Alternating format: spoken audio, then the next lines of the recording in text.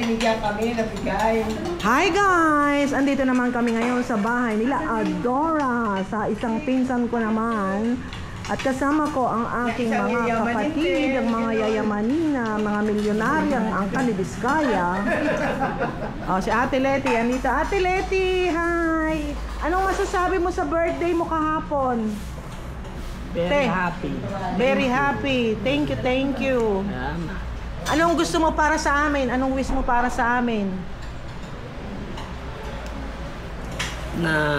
Na ano yung maipapayo mo, maisushare mo sa amin, mga kabataan, mga apo mo, na ano?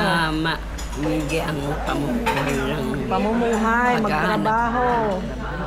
Pati sa mga apo. Matulong. O yan, umuuna ang ulam ni Ate Leti ngayon ay dinuguan. Ayan po ang walang kamatayang menu in the Philippines. Dinuguan. At si Duday, kanyang bakasyon ngayon. Hi, andito kami sa bahay nila ngayon. Dito naman kami nakikikain.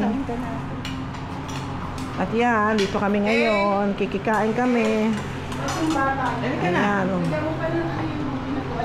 See you later, guys.